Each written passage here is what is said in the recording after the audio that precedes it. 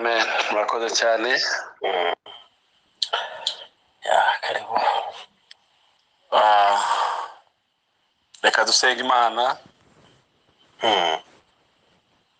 Uwiteka Mana igira neza, Imana ishobora byose, Imana y'imbaraga, Imana irenze uko tuyizi, Imana irenze uko tuyivuga. Haleluya. Turashyira hejuru izina ryawe twifatanyije n'abera n'ibizima byose, kuko nabyo biragushima. Imisozi guha icyubahiro, inyanja zirakubaha, ikirere cyubahiriza amabwiriza yawe, inyamaswa, ibiguruka, ibyo byose bizi amahame yawe. Abaremwe bose, indimi zose, abantu bose mu ndimi zabo, abantu bose mu miterere yabo, abantu bose mu mitekerereze n'imigabane n'aho batuye, bose barakuramya, baragushima. Bifatanyije nabo bose kuvuga izina ryawe no kuvuga gukomera kwawe. Amen. Nta yindi Mana ihwanye nawe, uretse ko hari izindi abantu bahimbye, izindi abantu baremye, ariko ntizitinda gusaza, ntizitinda kubarekura, ntizitinda kubakoza isoni. Ariko turashimira Imana idashirana n'igihembwe, idashirana n'umwaka, idashirana n'ikinyejana.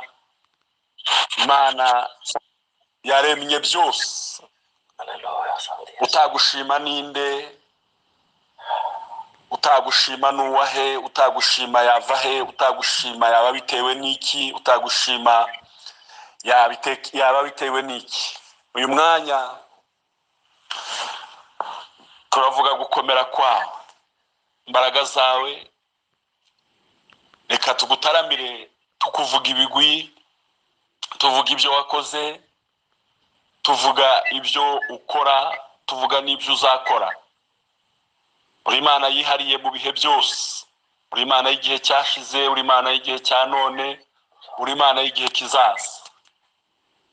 Turagushimira uyu mwanya uduhaye, turagushimira imirimo yawe n'ibitangaza.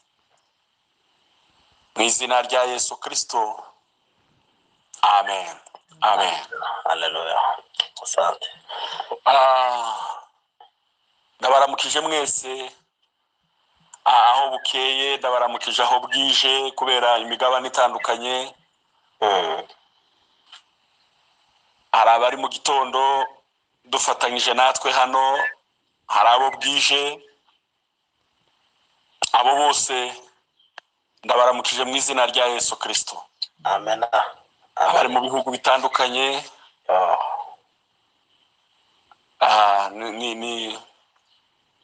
ntawamenya uko abivuga, ariko ibi ni Imana yabikoze. Imana ikwiye kubishimirwa, Imana ikwiye kumenya ko tubihaye agaciro. Amen. Burakeye numva yaragutse cyane, numva yageze kure. Ndashimira famiye ya Aimable na Madame, bakomeje igicaniro, bakomeje kwenyegeza, bakomeje burakeye kugira ngo abantu bayiboneremo umugisha, abantu bayungukiremo ibintu byinshi, abantu bahuze impano zitandukanye. Nuko Pawulo yandikiye abikorinto arababwira ngo iyo muteranye bigenda biti, iyo muteranye bimera gute? Ngo nuko umwe ahabwa n'uwo mwuka kuvuga mu ndimi, undi agahabwa n'uwo mwuka impano y'ubwenge, undi agahabwa n'uwo mwuka ijambo, undi agahabwa n'uwo mwuka gusobanura ibihishwe. Ariko ibyo byose ngo bikorwa kugira ngo umurimo w'Imana wubakwe. Yego. Turashimira burakeye ihuje impano zitandukanye, ihuje ibihugu bitandukanye. Ubundi ni igitangaza byonyine gusa kumva abantu bataramye hamwe, bamwe ari mu gitondo butaracya neza, abandi ari nimugoroba. Ubundi ibindi biterane biza bihurirwamo n'abantu bose bahuje umugoroba bakaza bavugana ngo mureke tugire vuba burije, abandi bagataramana bahuje mu gitondo. Ariko ibi ngibi, iyi network yonyine ni ishimwe, yonyine ni igitaramo umuntu yatindaho. Kumva bamwe bavuga ngo bari mu kazi, abandi baracyaryamye, abandi nibwo bakibyuka. ni birenze uko umuntu yabitekereza. Aho abantu noneho igitaramo gihuje ibihugu bitandukanye, abantu botaramana bari mu gihugu kimwe. Hano mu Rwanda twotarama tugahurira ahantu tugatarama tukaririmba tukavuga Imana. Ariko kugira ngo bidukundire guhamagara abi Burundi ngo haleluya nabo bakatwikiriza, tugahamagara bari Kampala, tugahamagara bari Nairobi, tugahamagara abari muri Kongo, tugahamagara abari ku yindi migabane, tugahamagara le pays scandinave, tugahamagara Amerika, tugahamagara Canada, ibyo byonyine ni ishimwe. Tutagiye mu yandi mashimwe akomeye, ibyo ni ibintu Imana yakoze bitangaje. Yego. Hanyuma nyuma yo kubaramutsa mwese, abenshi numvise mbazi, abenshi twarataramanye, abenshi twarabanye, n'abandi wenda nukuba wenda ntakibuka amazina, ariko abenshi turaziranye. Wenda ashobora kuba ari bakeya tutaziranye. Ikindi gitangaje ni ugutaramana n'umuntu utareba. Yego. Umuntu utareba mu maso, ukamenya ngo ko aragukurikira nubwo acecetse. Imana iteye ubwoba. Mungu wa ajabu kabisa. Mungu wetu wa ajabu. Asante mena. Mungu wetu wa ajabu. Umuntu yaririmba indirimbo nyinshi zivuga gukomera kw'Imana. Yego. Wakwibuka ibyanditswe byinshi, watekereza iby'Imana yakoze, watekereza umurimo w'Imana bikakurenga. Reka manze mbabwire topic cyangwa insanganyamatsiko cyangwa teme tugiye kuvugaho mu mwanya, kuko imyanya yose yabaye mitoya, yabaye migufi. Ariko hari umuririmbyi wo mu ndirimbo za wokovu wavuze ngo ninamwimbia kidogo sana nitaendelea mbinguni hasa. Iyo. Hano ku isi turirimba gatoya, tubwiriza bukeya, dufite umwanya wihuta, ariko mu ijuru tuzaba dufite igitaramo kirambuye cy'abantu batarambirwa, cy'abantu badasinzira, cy'abantu batarwaye, cy'abantu cy'amajwi ayunguruye, Yego. arongorotse neza.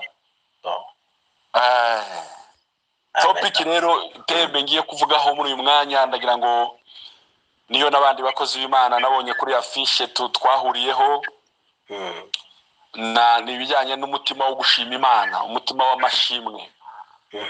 Kurangwa no gushima Imana, kuramya mu buryo bwo gushima.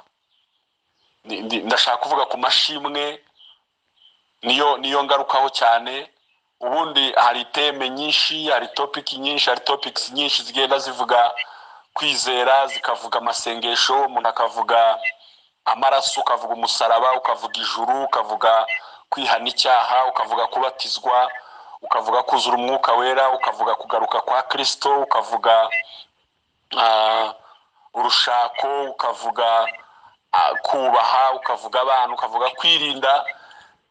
Izo ni ingingo zigenda zigarukaho zubaka umukristo yoramuka wenda ntabiha agaciro, ariko ayo ni amabuye menshi agira fondation umukristo yakubakaho.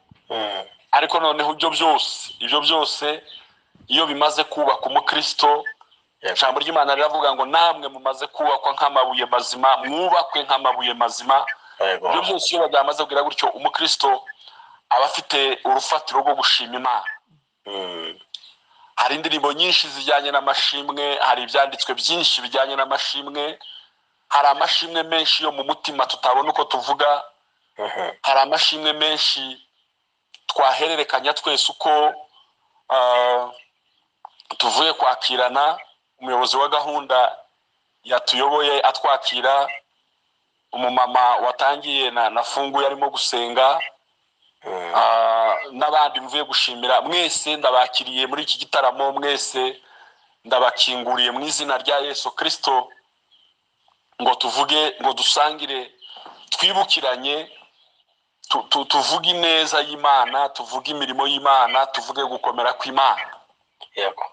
Kandi icyo mbanza kuvuga, turaza kwifashisha Zaburi imwe y'imirongo mikeya cyane migufi, ariko ikingura ibindi byose. Tuza kuvuga Zaburi ya 46, umurongo wa mbere bavuga ngo ni Zaburi ya bene Kora. Abo bantu barantangaje cyane. Wumvise Zaburi za Dawidi, byo wenda wavuga uti Dawidi yari umuhanga, Dawidi yari umuririmbyi, ariko Dawidi yakundaga kuririmba kuko wenda yabonye Imana imugirira neza, azamuka arakura. Ariko bene Kora baririmbye amashimwe mu buryo buteye ubwoba, mu buryo butangaje. Nibyo numva nahawe, nibyo numva nshaka ko dusangira kugira ngo tuze kubitaramiraho. Ntatinze rero, nari ndimo ntekereza ukuntu ibitaramo byinshi twabayemo, twataramye ibitaramo turi mu biterane binini byo hanze, dutarama ibitaramo turi mu makanisa, dutarama ibitaramo turi mu butayu, dutarama ibitaramo twagiye ku musitari, abantu batwakira, baza kwakira abashyitsi. Ariko natekereje iki gitaramo, ndeba igitaramo cyo guhuza ibihugu mu kanya gatoya, ugahuza abantu baryamye mu bihugu, babyutse mu bihugu bitandukanye, abandi bari ku manywa, abandi bari nijoro. Ibyo byonyine Imana ihabwa icyubahiro, Imana ishimwe kuko irenze ubwenge bwacu. Yego. Muri hangana rero, hari igihe umuntu atangira kuririmba, ukaza uririmbi ivensi imwe y'indirimbo, nturangize iyo ndirimbo yose, kuko ntawo zirangiza zose, ntawo ziririmba zose ngo azirangize, ntawo bwiriza Bibiliya munsi umwe ngo ayirangize. Ni ukugenda dufata uduce gusa kugira ngo twibukiranye, tubyutse ibindi bisinziriye mu mitima, tubyutse ibindi abantu bashobora kuba bagenda bibagirwa, kugira ngo abantu babyibuke, abantu batangiye kunezererwa Imana. Hano rero tubyutse abasangiye ibihugu cyangwa uturere, aho ari mu gitondo inyoni zatangiye kuririmba, abantu batangiye kubyuka, ari abashimye, ababyibutse bagashima Imana, n'abatabyibutse ariko bose nabo baranezezwa nuko babukeye. Hari umuririmbyi wigeze kuvuga ngo, asubuhi ninaamka na Yesu ninashukuru, nashukuru kwa mapenzi yako Baba kuniamsha mimi. Asubuhi ninaamka na Yesu ninashukuru, nashukuru kwa mapenzi yako Baba kuniamsha mimi. Njia nitembea, tembea naye Mwokozi, tembea naye. Amen. Kazi nitembea, tembea naye Mwokozi, tembea naye. Shule nitembea, tembea naye Mwokozi, tembea naye. Kanisa nitembea, tembea naye Mwokozi, tembea naye. Zaburi ya 46 umurongo wa mbere iravuga ngo ni Zaburi ya bene Kora. Haravuga ngo Uwiteka ni umutabazi wacu, ni umufasha utabura kuboneka mu byago no mu makuba, ngo nicyo gituma tutazatinya naho isi yahinduka, ngo naho imisozi yakurwa hayo, ngo igatabwa imuhengeri. Ariko ahantu hakuruye igitaramo cyose, nahavuga ngo Uwiteka ni umutabazi wacu, ni umufasha utabura kuboneka mu byago no mu makuba. Nicyo gituma tutazatinya naho isi yahinduka. Haleluya, haleluya. Hamwe navuga Yesu ibyo yakoze, nahera mu gitondo bikarenga, ijoro narikesha ndakuririmba, wakoze ibihambaye cyane. Umwami wacu Yesu meguri mwiza, iyo niko ndaraba ibyo wakoze, iyo nitegereje ubwiza bwawe, numvisha imwe mu mutima, numvisha imwe mu mutima. Hallelujah. Hey, hallelujah, hallelujah, hallelujah. Amen. Amen. Iyi zaburi yanditswe nande? Iyi zaburi bene Kora ni bande? Hari igihe dusoma umurongo tukawugarukaho kenshi, tukawutindaho tutabanje kumenya aho tuwuvoma, isoko yawo, source, tutabanje kumenya neza. Ndashaka kugira ngo manze mpere hirya gatoya. Iyi zaburi ya bene Kora ukuntu bayiririmbye bitandukanye n'abandi b'Isiraheli. Bose bari ab'Isiraheli, ariko Kora na Abiramu na Datani baje kwadukwamwo n'umwuka wo kurwanya Mose, wo gupinga ibyo Mose arimo, wo gupinga Imana na Mose. Ariko byaratangaje cyane kubona urubyaro rw'abapingayi, urubyaro rw'abantu batemera iby'Imana, ariko hakaza kuvukamo abana bamenye Imana kurusha base. Ubundi hari igihe tugira ngo kumenya Imana ni uruhererekane, tukagira ngo kumenya Imana ni hereditaire, tukagira ngo kumenya umuntu yomenya Imana bwacya ukagira urubyaro rutayizi. Yego. Umuntu yoba atazi Imana ariko bwacya akagira urubyaro ruzi Imana. Umusaza umwe abantu benshi baramuzi, yaratabarutse nk'abandi bose, witwaga Karuciye. We ngo yari umufilozofu ukunda kuvuga ibintu byinshi cyane by'inyurabwenge byo guchallenginga abantu. Yaravuze ngo igitangaje ngo abasaza bakera batari baramenye Imana ngo babyaye abakristo. None ngo igitangaje abakristo abantu benshi generation chrétienne, generation y'ubukristo ubungubu ngo kwirabyara abapagani. Ibi ni ibintu byabaye kuva kera. Ni ukuvuga ngo bene Kora yarwanyije Mose yavuga ngo Imana iravuze. Kora akagumura abaturage, akabwira abagore n'abana, akababwira ngo Mose ko muravuga ngo mugiye kwemera ngo Imana yavuganye na Mose, bavuganiye hehe? Mose ntitwari kumwe nimugoroba? Mose ntitubana hano? Azajya yikoza inyuma y'inkambi ngo Imana iravuze, nabyuka mu gitondo twese twaraye aha ngo Imana yamubwiye. Gute ko muratekereza ko ibi bintu bishoboka gute? Ibyo byarashobokaga ko abantu babyumva cyane. Ubu nyine dufite bakora benshi bashobora kuvuga ngo ese uyu mupasiteri. Umunsi umwe nigeze kubwiriza ahantu, ndabyibutse, mbwiriza ijambo rivuga ngo ibyiringiro no kwizera.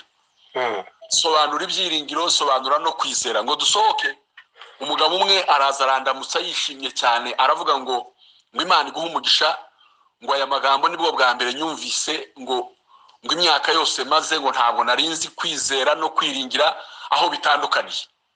Uwundi mugabo wari iruhande rwanjye w'umufamiliye wo mu muryango wacu, asa naho agize ishyari, asa naho abifobeje cyane, abitesha agaciro, abwira uwo mugabo ngo se ngo ariko ngo mwagiye mureka gukabya, ngo iryo jambo ntiwarurize. Ndavuga ngo ariko ndatangara. Ukubakora baracyabaho, ukubakora baracyafite urubyaro, baracyafite heredite, amaraso y'abakora aracyakurikiranya abantu. Ariko bene Kora barantangaje cyane. Umunsi Mose yabwiye Imana, arababara, aravuga ngo Mana, nje wakoranye nawe nkagendana nawe, uyu mushugi wabakora bari mu kusuzugura mu gitondo, navuga bakanyura mu baturage bakagenda babwira abantu uko mu makanisa haracyarimo umuhamagaro w'abakora, harimo umuhamagaro wa ba Mose na ba Dawidi n'abandi, ariko bene Kora nabo barakataje nabo ariko abo ngabo ntibotubuza gushima Imana, ntibotuma tudashima Imana. Muri karitsiye muri kumwe, mubo mwiganye muri kumwe, mushobora kuvuka muri batanu, umwuka wa Kora ukavuka mu muntu umwe akabaserereza. Mushobora kuririmbana muri korari, umwuka wa Kora ukavuka muri dirija, ukavuka muri perezida, ukavuka mu ariko igitangaje ibyo si byo nshaka gutindaho cyane. Ndashaka kuvuga ukuntu bene Kora bagize iyerekwa, bakagira vision, bakarenga imitekerereze ya base, bakarenga imitekerereze ya se, kandi birashoboka ko Kora yabibabwiraga mu gitondo na nimugoroba. Ariko bene Kora Bibiliya ntabwo isobanura neza niba bari bangahe, ariko baravuze ngo indirimbo ngo ya bene Kora. Bene Kora baje kuhinduka baririmbyi gute n'umugambi wa se wo kurwanya umurimo w'Imana. Umunsi umwe ngo Mose ararakara cyane, Imana iramubwira ngo Mose, ndagutumye mu Bisiraheli, genda ubabwire imbaraga zanjye, ubabwire imirimo nakoze, ubabwire ko nabagaburiye manu, ubabwire ko nabambitse imyenda ntiyabasaziraho, ubabwire ko nakamije inyanja itukura.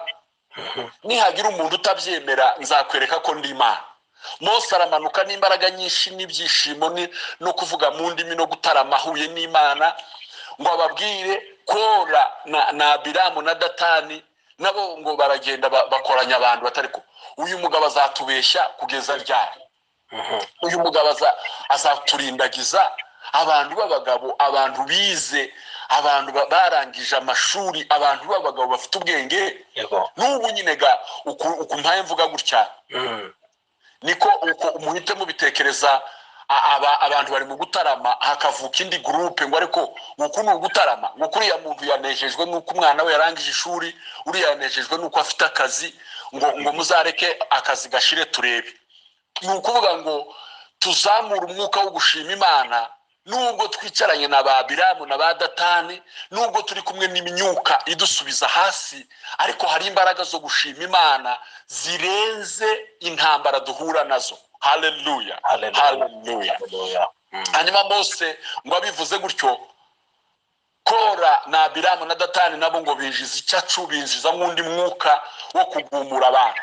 Barangije ngo Imana iramubwira ngo ejo mu gitondo, noneho nanjye ndabyumvise Mose, no Imana nayo iramubwira ngo Mose, nanjye ndakwakiriye kabisa. Ese ubundi Kora na Biramu nzabagire gute? Abantu bariye manu nk'abandi, abantu bambaye imyenda ntiyasaza nk'abandi, abantu babonye aho inyanja ikikamo.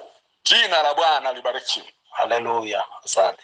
Babonye aho inyanja ikikamo, babonye ya nkingi y'umuriro, barya ibyo kurya byo mu ijuru, ariko baranga barinangira.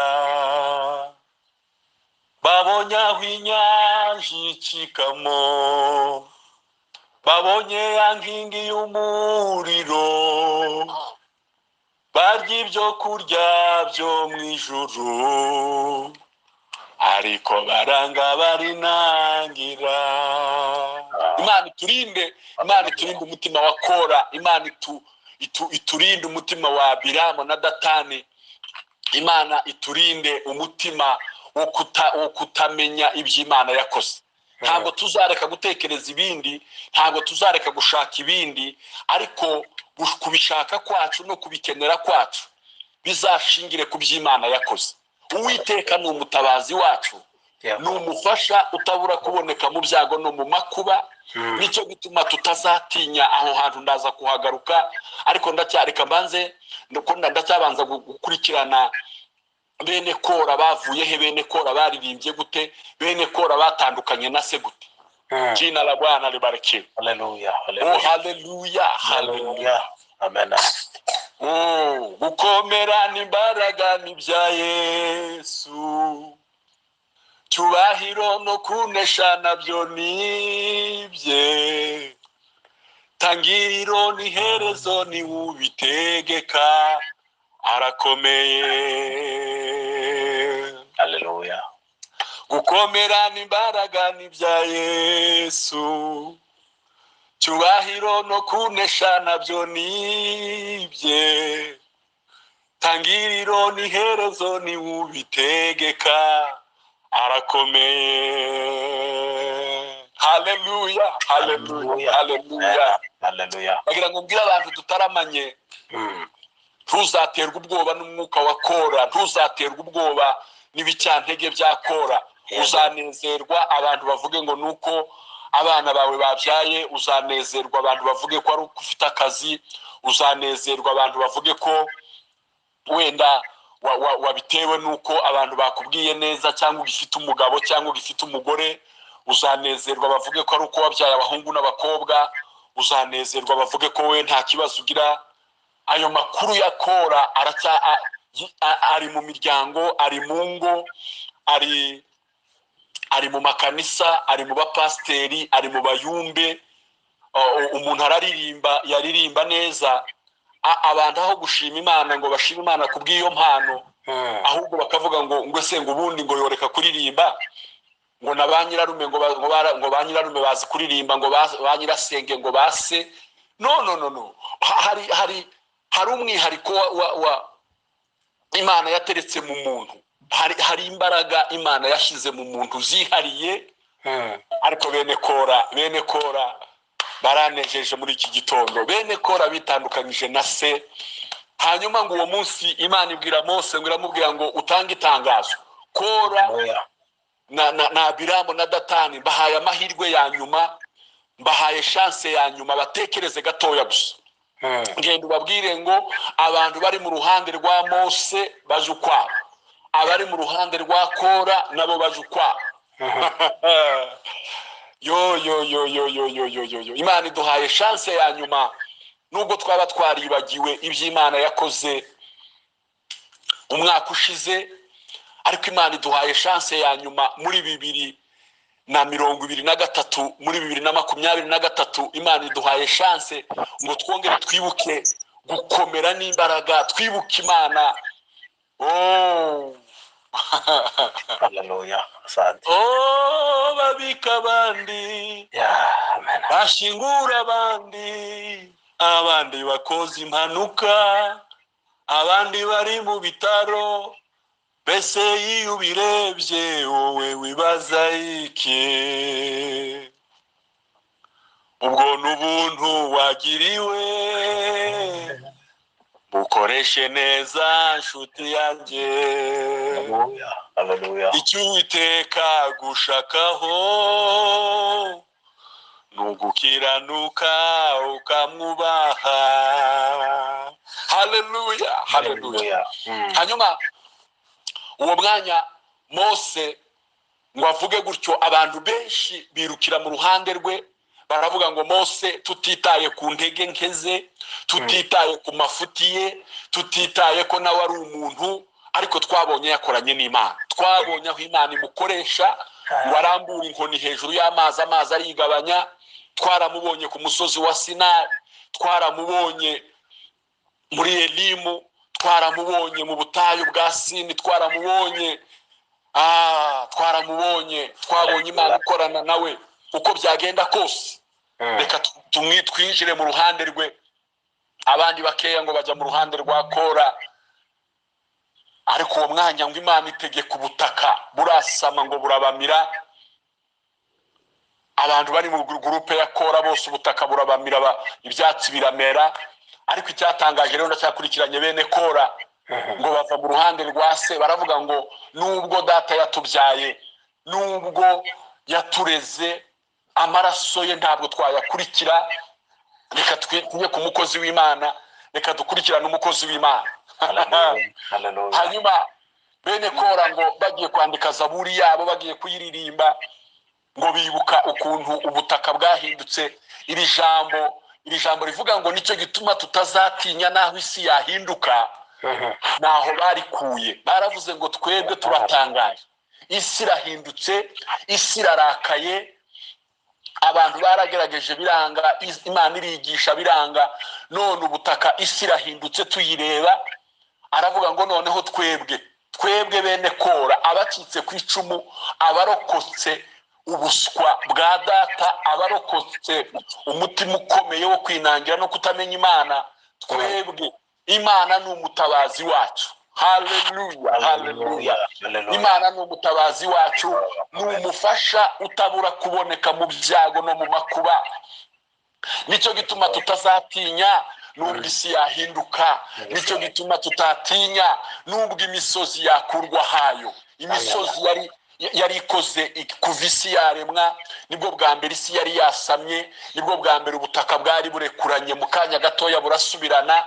Ubutaka ubungubu imitingito, imishyitsi, ibintu byose biri mu gusatura isi kubera isi ishaje. Ariko uwo munsi ntabwo cyari igikunduke gisanzwe, ntabwo yari voluka, nta na kimwe. Gusa byari bibaye kugira ngo Imana yigaragaze uruhande iherereyemo.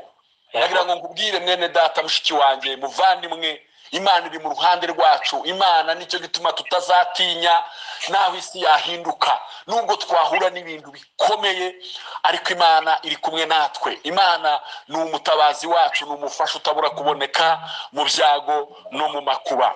Nicyo gituma tutazatinya naho isi yahinduka. Reka rero ngaruke ku mutima w'amashimwe.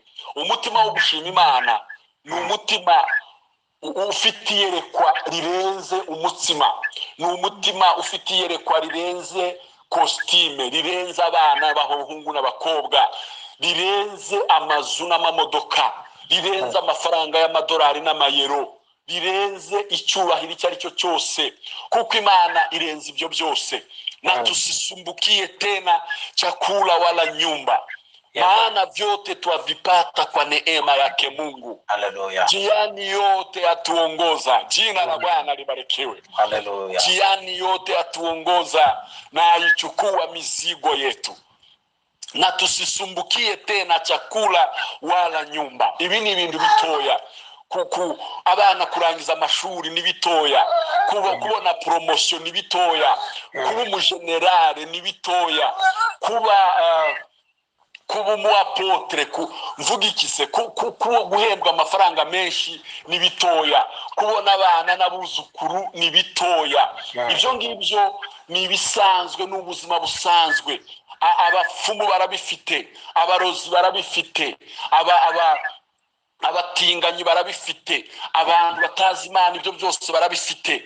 Ariko umutima ushima Imana urenga ibyo byose, winjira mu gicu ukarenga Imana, ukarenga Imana z'abanyamahanga, ukinjira mu kirere cyo gushima Imana. Oh, haleluya, haleluya.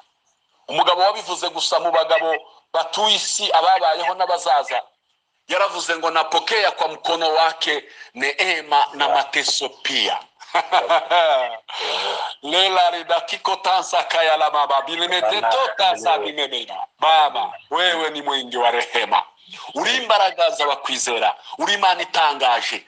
Reka mbabwire bakozi b'Imana, reka mbabwire bene data, twirinde umwuka wa Kora. Umwuka wa Kora ujya utuma tutabona ibitangaza. Vision ya Kora izicecekesha imirimo Imana yakoze. Vision ya Kora igacecekesha ibitangaza Imana yakoze. Twabonye Imana itugaburira, tubona Imana itwambika. Ntabwo ari uburanga cyangwa amashuri cyangwa amafaranga cyangwa icyubahiro bitumye ukiriho. Ntabwo ari uburanga cyangwa amashuri cyangwa amafaranga cyangwa icyubahiro bitumye ukiriho. Abandi beza ndetse kukurusha, abakungu benshi ndetse n'abakomeye, none bari mu bituro, wowe niki watanze. Amen, amen. Haleluya.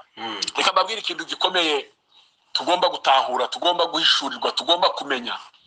Hari umugabo muri za 96 twigeze kubana mu giterane n'umuhungu wari uvuye Lubumbashi witwa Samuel Kandamana. Hari akantu yavugaga kangumyemo, yaravugaga ngo wakati nilipogundua neno hili maisha yangu yalianza kubadilika. Haleluya, haleluya. Ubwo ndi kugenda mpishurirwa kugira neza kw'Imana no gukomera kw'Imana, kurenza amazu, kurenze amafaranga, kurenze ubuzima, kurenze kuvubu sintinyi bizabejo, ibyago cyangwa amahirwe, zibyose kw'Imana ibitegeka, iganyira n'ukubusa. Mwene data mushiki wanjye, uri mu buzima buhe? Ese uzashima? Reka mbabwire, nari mbabwiye ikintu ngiye kubabwira ndimo kumva gishuriwe kidasanzwe. Abantu benshi dukunda gutinda cyane, umuntu akavuga ngo ndashima Imana ko umwana yabyaye, ndashima Imana ko abana babonye diplome, ndashima Imana ko twishyuye ideni, ndashima Imana ko, ndashima Imana. Ibyo n'abandi barabifite, yego, kandi ibyo biroroshe nyine gushima Imana muri uwo mwanya. Sinzi ko hari umuntu ni nkuko umutima ushima Imana. Iyo wagiye mu masengesho, abantu bafite umutima, abantu bafite umwihariko wo gushima Imana, iyo bagiye mu masengesho bagira amayitaje makeya, bagira ibyifuzo bikeya, baza bavuga amayitaje makeya, ahubwo birirwa gusa batangarira Imana. yego. Noneho ngarutse ku mwuka wa Kora, abantu basigaye batinya gushima Imana, akavuga ngo nishima Imana, ngo ese abantu baravuga gute? Aho waza ujya gushima Imana ngo abantu bavuge gute? Kuko gabo utegereje ngo uzashima Imana ari uko abantu bumvise ishimwe ryawe, ntibabyumva, ntibabizi, ntibazanabyumva, ahubwo abatabyumva bazakomeza kuba benshi. Yego. Uzaje ushima Imana, umugabo umwe yarabwirije abantu baranezerwa, barafashwa, abandi bo muri famiye yabo n'abandi bafite umwuka wa Kora bavuga ngo yaje, nari ngiye kuvuga izina rye, baravuga ngo uriya mugabo ngo si ukundi kumenya kubwiriza, ngo ahubwo ngo ararusha abandi kumenya gukabya. Ngaho nyumvira nawe umwuka wabakora uzufobye ibintu mu gihe abandi banezerewe. Yego. Wohaguruka ukavuga ngo ndashima Imana ko igihe kimwe nigeze kujya Bujumbura mpagirira ibihe byiza, ngarutse shima Imana, mvuga ukuntu abantu bamblessinze, ukuntu abantu bampesheje umugisha, ntangazwa n'ukuntu abantu, umuntu yahaguruka akavuga ngo nguhaye costume ndakazana urukweto, ndabivugaga mu ikanisa. Ngo bukeye njya kumenya ko hari umugabo umwe wasenze uwo munsi duturanye utanasengera aho ngaho. Umudamu warambwira ngo umugabo yaravuze ngo we ngo ntazagaruka, ngo wese ngo umuntu w'umugabo ngo yoshima Imana ngo bamuhaye costume. Yo ndavuga ngo noneho ga ndamusubiza umudamu we, ndamubwira ngo impamvu umugabo wawe yavuze gutyo nuko we agize iminsi yambara amakositimu, ntijewe ga niho ngitangira kuyambara, njega ni igitangaza. Oh, haleluya, haleluya, haleluya. Amashimwe ni ibintu bisanzwe abandi basuzuguye. Amashimwe ni amakuru abandi abandi barenza amaso. Niyo mpamvu barwaye indwara zo kutanyurwa, niyo mpamvu barwaye indwara zo kutishima, niyo mpamvu barwaye indwara z'uburakari, akarakara mu ikanisa, akarakara mu muhana, akarakara mu ibarabara, akarakara mu rugo, kandi ngo arakajwe nuko abandi ngo bagumye kuvuga ngo umuntu akazashima Imana.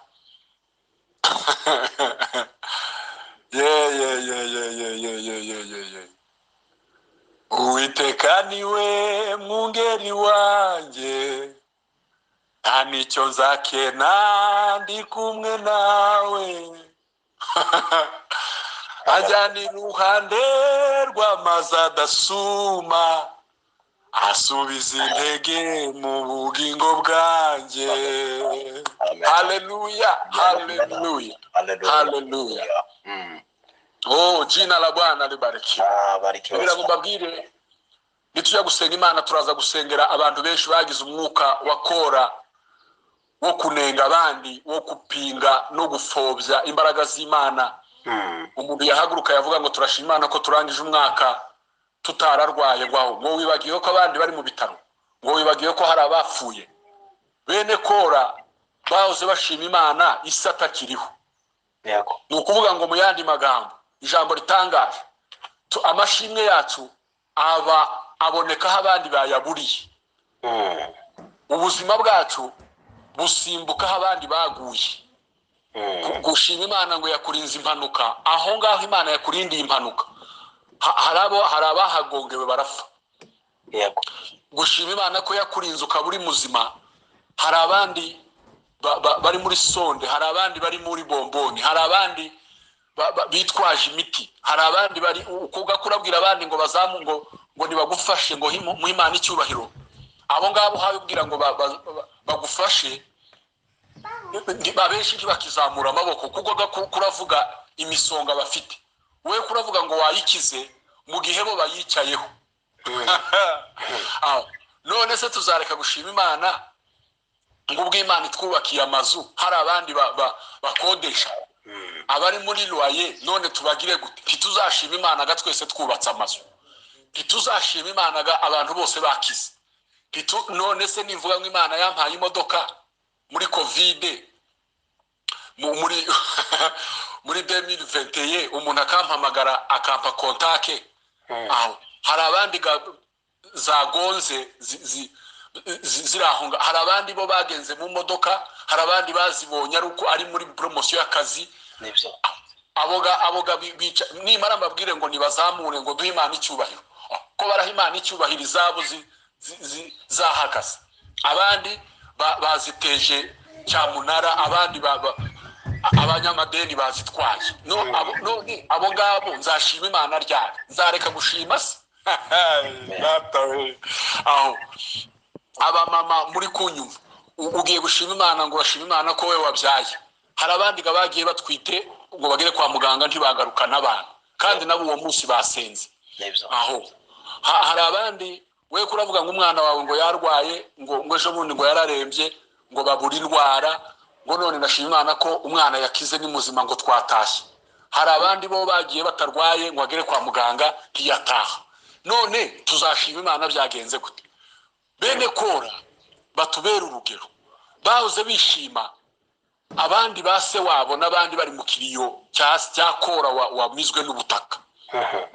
Gushima Imana ni ukurenga urwego rw'imyumvire y'abantu. Ntabwo tuzashima Imana duhuje imyumvire n'abantu, tuzabyinira Imana ngo nuko abandi bose batagufashije kubyina. Murabizi kiritike ziri aha hanze, umupasiteri ari mu kubwiriza abantu, aho kugira ngo bumve ijambo ry'Imana bagafata example, urugero rutoya yatanze, bakaba ariko batindaho abayumbe bamwe ngo bagize gute. Ubu ni kiritike gusa, abapasiteri benshi baracecetse nkuko aratinya ngo bamukirititsaho. Utegereje ngo pastor, utegereje ngo abantu bose bazagukomera amashi? Haguruka ubyinira Imana, haguruka. Amen. Ujana wa leo si ujali tena, na ngoje ya sasa kwenda mbinguni. Jina la Bwana libarikiwe. Haleluya, asante. Amen. Kwa neema kubwa kabisa tumekubaliwa na Mungu. Kwa neema kubwa zaidi twapata kumtumikia. Amen. Asante. Igitangaje, mama uzanezerwa mukeba wawe akuvuge nabi, kuko arimo vision ya Kora. Papa uzatega amaboko mukuru wawe avuga ati nubundi nikizeze n'umuntu uraho nawe sizi ko yabaye yagiye mu bintu by'abagore n'abana. Aha hanze hari umwuka wa Kora, kurafobya makanisa, kurafobya imihamagaro. Umuntu yahamagarwa wese ngo noneho ngo namuhire nawe ngo nta n'urugero ntanze, wese ngo nawe yarakijijwe, wese ko ngo ariko noneho ngo uyu munsi ngo yatwikubanye. Aho none mutegereje nde? Mutegereje uvuye hehe? Yego. Ndabwira umuntu ukorera Imana, wowe shima Imana. Yego. Shima Imana mutima wanje we, shima imana mutima we. Iyo bikomeye wihebye ubabaye iragutabara mutima we. Shima imana mutima wanjye we, shima imana mutima we. Iyo bikomeye wihebye ubabaye iragutabara mutima we. Izaguhanagura amarira yose warize mutima we. Haleluya, haleluya, haleluya. Amashimwe ya level 1, amashimwe ya numero 1 ni amashimwe y'ibyo kurya n'amazu n'abindi n'abana n'amashuri. Ibyo ni ibintu rusange, ni ibintu ndetse abarokore n'abakristo tuza tunafa no tugiyega mu mwanya wo kureba uko dushima. Hari ababiturushaga bacecetse, hari ababiturusha babarakari, hari n'umuntu uzishima imana atari akazashima imana ako ari mu nzu y'umukristo basenga nakavuga ngo ndashima imana ko yangiriye neza. Kandi hari umuntu nyiri inzu waraye umwishyuye we ari mu yiwe ntashime. Iyo ni aho ni muri Kwanza, aho ni muri Fuyo, aho ni muri Gardienne. Ayo ni amashimwe dusangiye n'abandi bantu bose.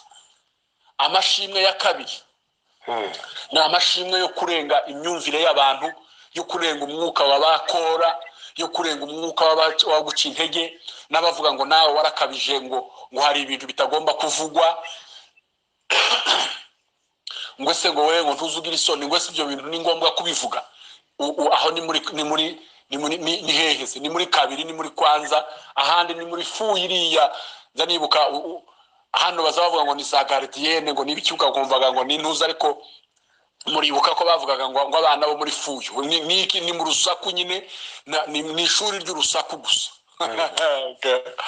Noneho amashimwe y'abantu bari macuwa bafite maturite ni amashimwe yo gushima imana. Niba warakoze projet ntikunde ugasobanukirwa ko imana hari umugambi wayo yatumye imana ituma itemera ko iyo projet ikorwa, ukazubwira imana ngo mana nubwo ibi ngibi bitagenze neza ariko habwa icyubahiro. Amen. Ariko abana batoya bo baza bavuga ngo mana ngo ubwo utakoze ibi ngibi ngo nanjye sinshima, ngo ngeretse ngo nzashima imana ngo wabikoze. Nitabikora n'imana, nibikora n'imana.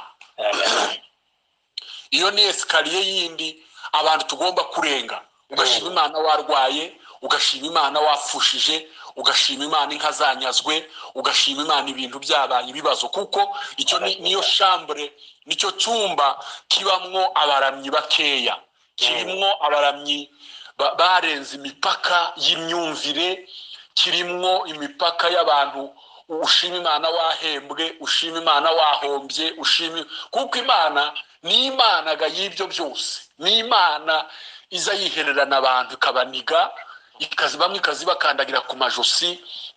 Ni imana itagira isi, narigiye kuvuga ngo ntigira impuhwe.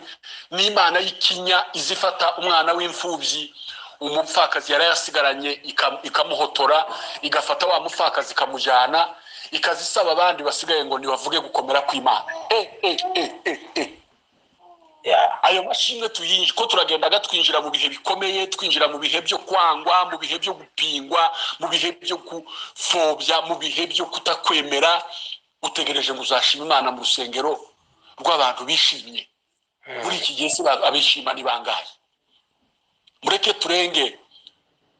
Umwiteka n'umutabazi wacu, n'umufasha utabura kuboneka mu byago no mu makuba. Nicyo gituma tutazatinya naho isi yahinduka.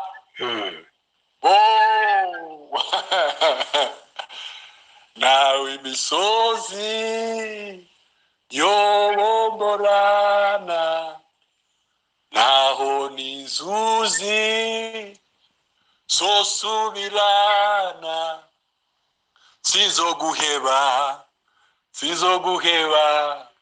haba namba, sinzoguheba haba namba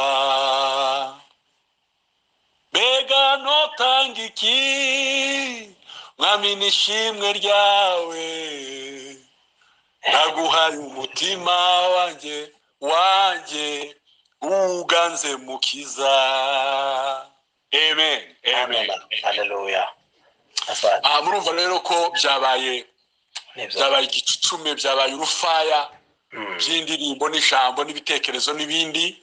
Iyo umuntu yataramye gutyo, hari abantu bavuga ngo nabo nungo nugukabya ngo nugushaka ngo kuyerekana musi umwe nagiye ahantu ndatarama ndaririmba kuko kose nyine bikoze ngo dusohoka abasaza bati ngwino hano urinde uri uruwande uvuka hehe. maze kuvuga igisekuruza ngwimashi nyine ngo tware dutangaye aho uko bigenze gute. None uko bibaye gute bigarukiye muri generation, bigarukiye kwa sogokuru, noneho gabahita bavugaga ko atari ukundi, ko atari ubundi, ko atari ukuramya Imana n'uburyozaga n'ubuhanga. Yo turenga imipaka, turenga ama escalier, twinjiririya iriya ba Yobu ibice 23 umurongo wa 10. We yari yarinjiye aradorongera arenga abana bahungu 7 n'abakobwa 3 baraye bagiye arenga ingamiya n'ibimasa bihinga.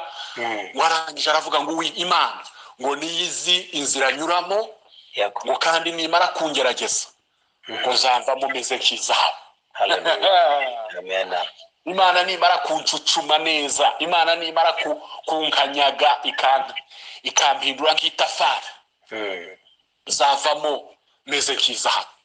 Dushima Imana twabyaye, dushima Imana twafushije, dushima Imana twahembwe, dushima Imana twahombye, dushima Imana twashimwe, dushima Imana turi mu mugayo. Na Pawulo yigeze kubivuga aravuga ngo Imana yacu ngo tuyishime ngo twaba turi mu mugayo ngo no mu nzu y'imbohe. Aravuga ngo ese ngo niki cyadutandukanya ngo n'urukundo rwa Kristo. Hallelujah.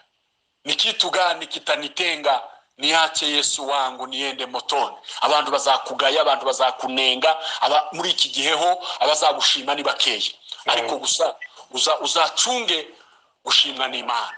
Imana iturinde umwuka wa Kora, Imana iturinde umwuka wo kutabona aho inyanja zicikamo, Imana iturinde aho kutabona ko Imana itwambika tugaburira akantu gatoya gusa kakwikubitaho ukibagirwa iby'Imana yakoze byose.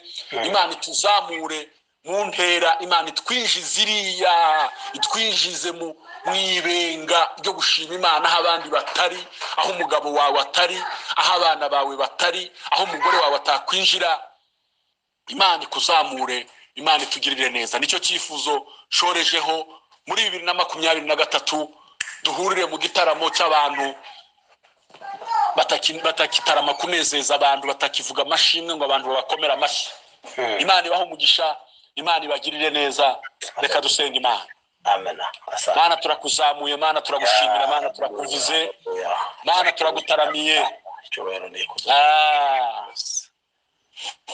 Ahinduri ibyo mibabaro ngwanezeze. Amen. Imana ishimwe cyane kandi yarambabari yagira imbohoro. Hallelujah. Yamviriye amaraso yo mu mutima we. Urakomeye. Ndanezerewe cyane kuko yancunguye. Imana ishimwe cyane. Hallelujah. Hallelujah. Amba hafi ndetse buri munsi azagenera ubuntu bunkwiye. Amen. Azanyikorerera imitwaro. Niwe data kandi niwe Mana. Yego. Abenshi baracecetse, bataramiye Imana barabatuka baraceceka, Ishimwe n'icyubahiro babashyizeho amazina baraceceka. Ariko Pawulo yaravuze ngo zakomeza kuvuga ubutumwa naho nagera mu nzu y'imbohe. Yes. Tuzashima Imana no mu mugayo, dushima Imana mu bitutsi, dushima Imana mu gusuzugurwa, dushima Imana mu kuvunama amazina ay'abantu bashaka yose. Mana turagushimiye ko uturengeje agakomero ko muri 2022 ukatwinjiza mu kandi gakomero ka 2023. Ntituzi abo tuzahura nabo, ntituzi ibitaramo tuzahura nabyo, ntituzi imisozi tuzahura nayo ariko turashima Imana kuzakomeza kutugirira neza. Hallelujah. Hallelujah. Ayindi ndirimbo mfite ku mutima keretse iyo kuvuga ngo Yesu warakoze. Ndasengera burakeye, ndasengera abayobora gahunda, ndasengera komite iyoboye iki gicaniro, uwo muriro wake ndetse uvumbikwe uhore waka ku gicaniro. Ndasengera abo twataramanye bose uyu munsi, ndasengera abo twataramanye ari mu gitondo, ndasengera abo twataramanye ari ku manywa, ubongera imbaraga zo gushima mu bihe byose. Amen. Napokea kwa mkono wake neema na mateso pia. Uzima ni nao moyoni daima, uzima ni Yesu Mwokozi. Asante. Naho isi yahinduka, isi yaraduhindukanye, imihana irashya, inka ziranyagwa, abantu baratwikwa, abantu barashinyagurirwa, abantu babagwa ari bazima, ibintu birahinduka. N'ubu isi yarahindutse, ariko nicyo gituma tutazatinya. N'ubundi uracyari umutabazi wacu, yadutabara tukagushima, waceceka tukagushima, ariko turakwereka mwami kugira ngo uhindure, uduhindukirire, utunezeze, wongere ubane natwe. Mu izina rya Yesu Kristo tubisenze. Amen.